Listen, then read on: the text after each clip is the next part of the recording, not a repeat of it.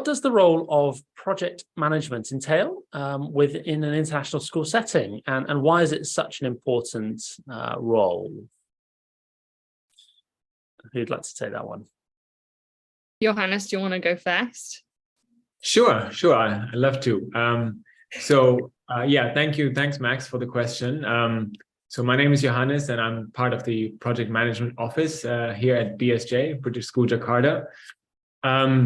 And to your question, so I think the role of project management in a school is not necessarily much different than project management elsewhere. It's what makes it more different, perhaps, is the level of experience that the people involved in these projects, meaning teachers and school support staff, the level of experience that they bring to the table, which is usually lesser so than perhaps in the industry. Yeah, that's I fully support that.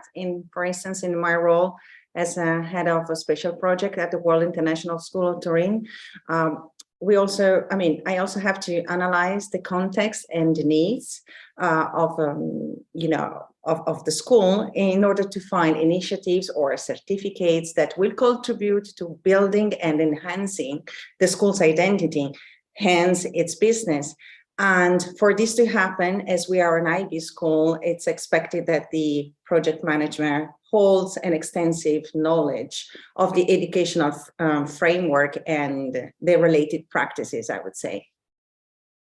And then from like an external aspect, I'm a consultant, and so I go to the school, work remotely with them, and help them focus on a certain area.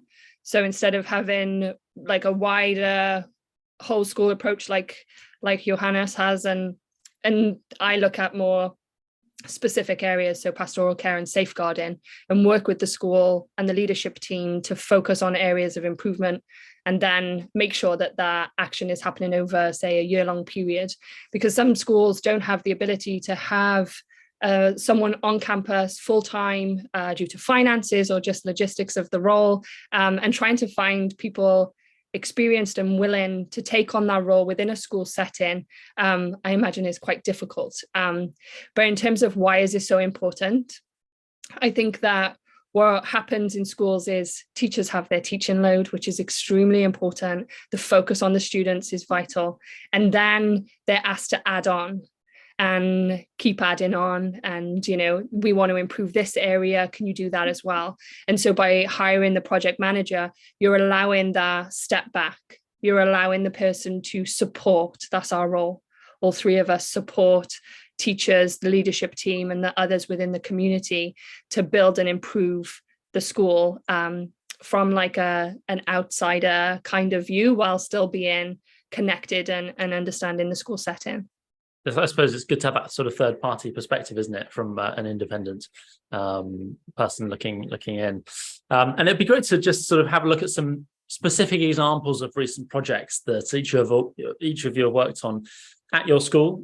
You can be sort of as general or as specific as you like. But yeah, it'd be great to learn a bit about that, sort of examples of the kind of projects that you're working on at the moment.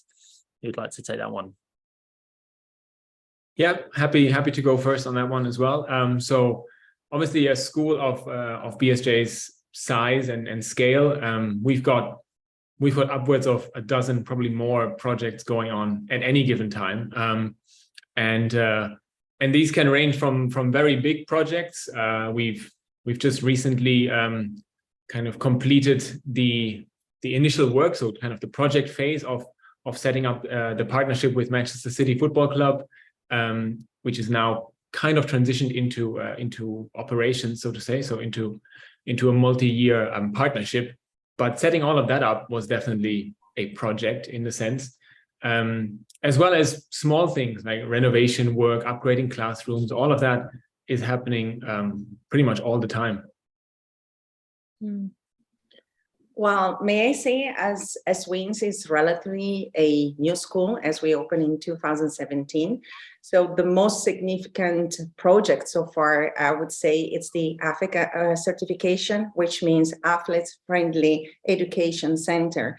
So in accordance with the IB, because the WINS is an IB school, AFEC certification allows the school to welcome really engaged athlete students, which is amazing because we provide them with a flexible MYP and DP timetable to ensure that balance between their demanding sports schedule and the challenging academic achievements, because sometimes, I mean, or very often in a certain educational scenarios, it's an either or, but you can still be a very engaged athlete and at the same time a great student as well.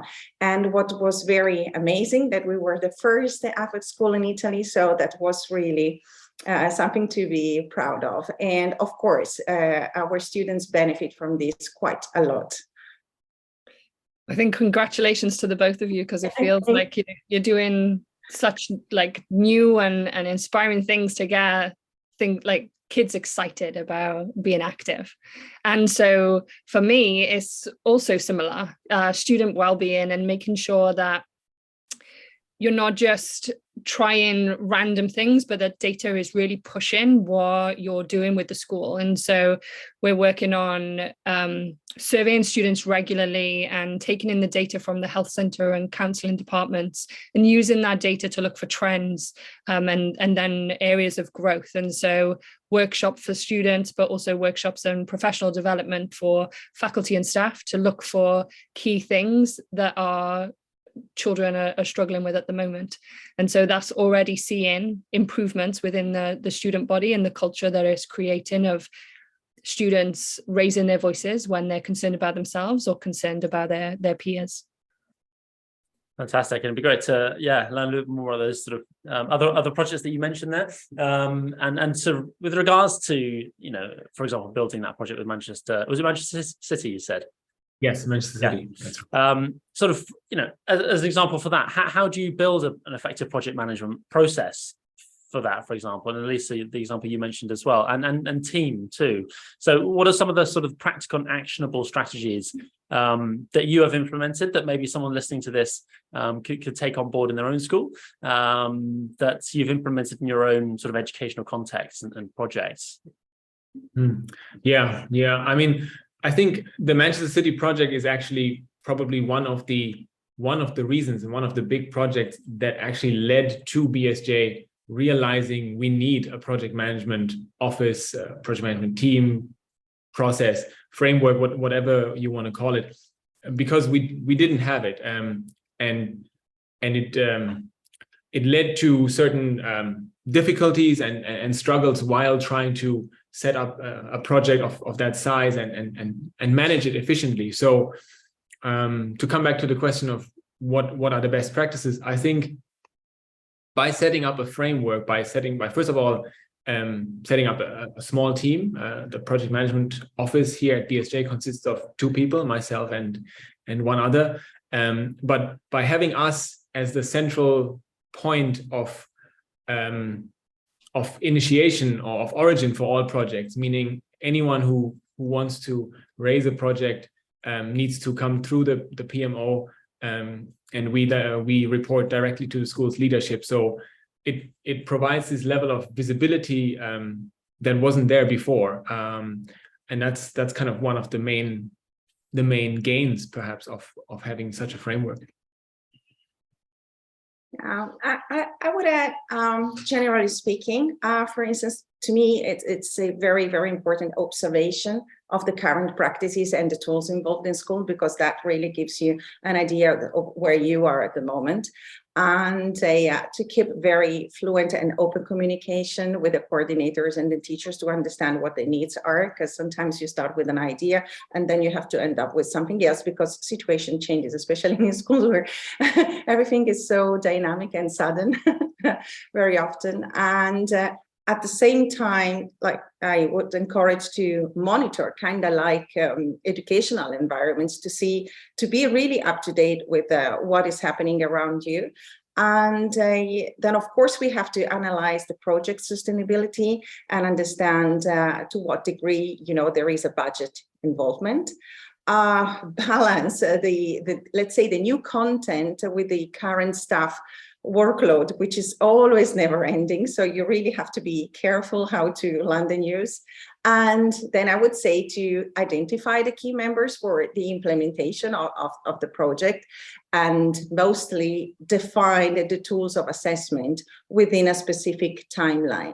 I think this is a very realistic approach, because you need to have this sort of a framework, and then let's see what happens. But it's important to have a structure, a procedure in place that makes you feel like, okay, this is the direction, but at the same time, I have to monitor what's happening. So this is how I handle it, how we handle it. I think you've both hit most of the key points, leaving nil for me to talk about. But I think I think the the clear timeline and making sure that the projects are transparent. So even when you're talking of sensitive topics of safeguarding and the high risk pastoral needs of students, especially within boarding contexts, that you are trying to be as transparent as you can with the changes that might be coming. To when you're changing policy and procedures that affects everybody on the campus, in the community, and making sure that as soon as those conversations start happening, you start feeding that information into the community, because the last thing you want is people to be pushing back against something that is so important for the improvement of the school and moving things forward. I think the other thing is that a project management role is never done. A school is always changing, has to always change, always has to look for improvements. And sometimes that is difficult when people have been set in a certain way for so long. And so it's about making sure those relationships you build with the community are strong enough to get them to buy in and to be supportive of those projects moving forward. You touched on a really interesting point there, Laura, around building, getting buy-in from the community, and that sort of leads nicely onto my next question around culture. And obviously, international schools based all over the world. Does the culture or region that school is based maybe play a part in developing an effective project management process? Are there potential cultural differences with regards to sort of how certain schools, regions see this process from your experiences? Shall I just jump straight into this one? Go for it, yeah. It was on the back end of the last one. I think building that buy-in for the school, for the faculty, for the students to support those projects. In a lot of schools, we push student voice. And so making sure that it's not just, we take your feedback and we're done. That they need the comeback afterwards so that they can understand that their voice actually matters and that they're going through that process. In some countries, that can be difficult. Culturally, it's not acceptable for students to question a teacher. And so making sure that students feel open enough to share their opinions and that those opinions are valid and want to be heard can be a challenge. And that goes the same for teachers in international schools. It can be, or in a host country school, it can be difficult to get people to speak up and share their opinions. I think building those trusting, authentic relationships is key. Research shows that is key to any change in a school being successful. And then cultural sensitivity. How we have those discussions, the language we use with faculty, staff, the leadership, the way we, the tone of how we present the information can really have a different effect on how it's taken in. You can have, people up in arms of what you're trying to say, when really, when you break it down and have one-on-one conversations, they would be on board. And so you do have to be really sensitive on how you're discussing the things that impact them, especially when the impact is in the classroom or on the sports field, and we sit back and we don't really feel that impact so personally as they will in the future. Yeah, I fully agree, especially if we see that schools are characterized by cultural dissonance by nature, because they, usually stuff come from every part of the world. Plus, you have to consider the context you're operating in. So to use like IB words, to understanding where you are in place and time becomes really vital, because your actions have an impact on the adults and foremost on the children, which are, our priority. So, and business wise, for example, if I think about Turin, which is our city, it's very, very conservative. So this really has to be kept in mind when you face families, and when also you try to involve the extended community, because that's not easy. So it's different levels of a cultural approach. So it's quite challenging. But yes, indeed, that's vital.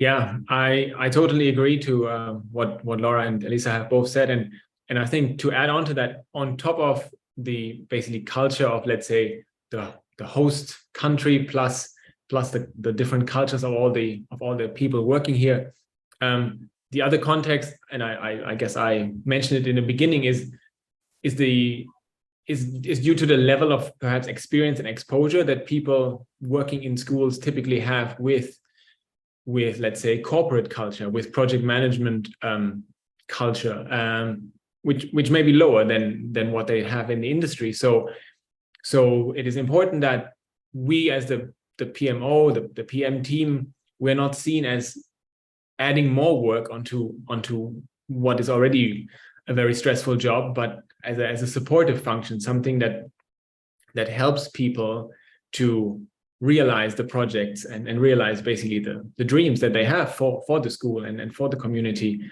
So that's on top of all the cultural nuances that need to be taken into account. And we touched on some of the the challenges there, and it'd be great to hear a bit about how you've maybe overcome those. So of some of those challenges that you faced, maybe that you've mentioned here, or maybe another thing that you can think of. How did you overcome these challenges? And maybe panning out, what are maybe some of the wider challenges faced by project management members that you've heard of? Maybe with talking with peers from different international schools, for example. It'd be great to hear your thoughts and insights around that.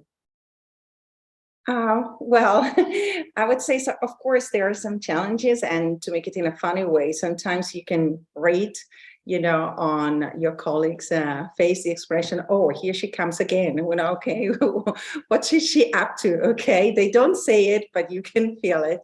But yeah, because of course it's understandable. Their staff has never-ending workload. So I think that a good way to approach and to keep relationship smooth, because that's what we want, because it's not just getting to the goal, but how you get there. Okay, and to hold and to display ability to prioritize tasks and understand when it is the right moment also to make announcements.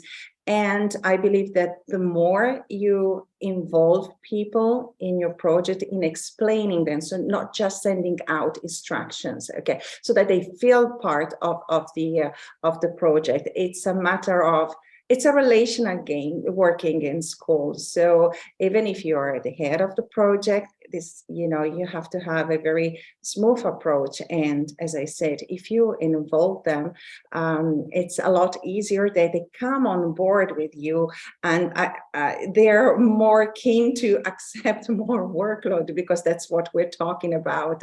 So there has to be a sort of strategy in human relations. I feel that's very important. I can go. Yeah. I think different from the others, I'm working remotely predominantly with schools, and so that can be challenging because what you miss out on is those passing conversations, the observations that can happen just like as you're walking around. And so you have to be very direct and be able to schedule time to meet with people, which can be challenging because sometimes that, you know, oh, another thing added on to my list of things to do. But what I am seeing though is also a benefit of it. People within the community reaching out who maybe wouldn't, because of the concern of being seen talking to someone who's making changes at the school. And so that has given opportunity maybe for others to raise voices about areas of concern that they want to see improvements in that wouldn't do so normally. And I think suggestions would be allowed to add some space between a PM who is on the ground and the faculty, and so that there is that space for them to come to you and feel safe in doing so, especially if the projects that they're raising are ones of more higher level concern that they want to see improvements in.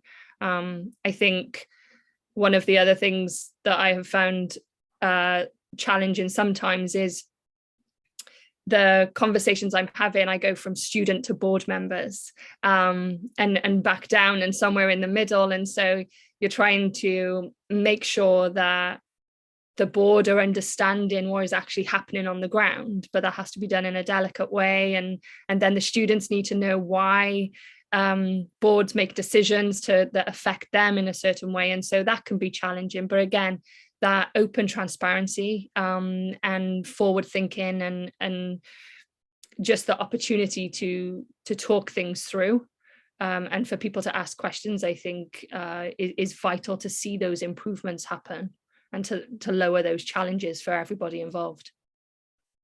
So it sounds like comms is king, I suppose, isn't it? It's a common theme, right? And yeah, if everyone's in the conversation and knows why a decision is being made or being taken or thought about, then it's just so much easier, isn't it, to get something through. Yeah, that sort of leads me really nice onto my last question, actually, and looking at, obviously, Laura, you're a consultant, and Johannes, Elisa, full-time within the school. Obviously, and we've seen the benefits of both. And should a dedicated project management specialist team be something every school should think about? Or obviously there are real benefits of having that sort of third party independent look at it as well as a consultant. So yeah, it'd be great to get your thoughts on that as to how maybe you think project management within international schools is heading via more consultative or more sort of dedicated in-house project management teams. Yeah, I'm happy to go on this one. So I think for a school of the scale and size of BSJ, we have around 1,400 students, and what adds to that is we have a very, very large campus. So there's always work to be done. Certainly, there's massive benefit to having a dedicated team. Does that need to be internal, external? I think the jury is still out, but the benefits of having someone with the required experience and knowledge to kind of guide the processes and guide the people who have other jobs, to be fair, and therefore whose goal of getting the project done is definitely there, but it might just be a matter of time and resources as well. So to have someone, either a person or a team available to help, to support, to give the guidance, I can't see how that wouldn't be of benefit. Yeah, I highly recommend it, regardless of the size of the school. Of course, the bigger the school is, the more necessary it becomes. But what is absolutely clear is that this role, this figure, saves time for principals and coordinators because we work as a bridge, so we're able to take action from K to grade 12. So it's really an important an important role to have in school. For instance, if I think about the AFE certification, when I used to be the school director, I would have had to squeeze the project within my other duties. So it's quite easy to understand how a relief, you know, that would be, and how the school would benefit really in the short run, because I think that the benefits you can feel them and live them in quite quickly. Okay, so Yeah, I would encourage schools to get organized in this way.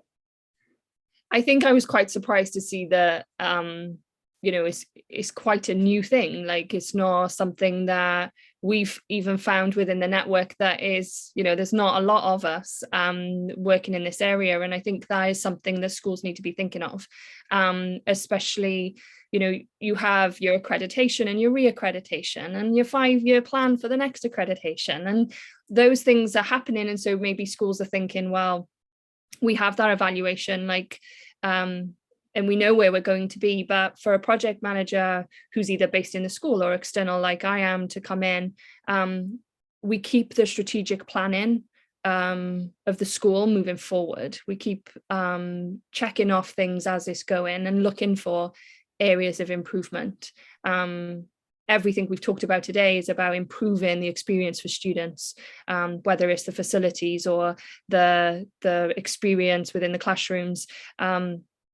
I think it's invaluable, really, to have that person there to support. The tenure for a head of school is like currently 2 years, you know, and then they're replaced. And if a project manager can keep their head of school in that role and support them leading, then I think, you know, it's something that international schools, state schools should be looking at more seriously to have in place.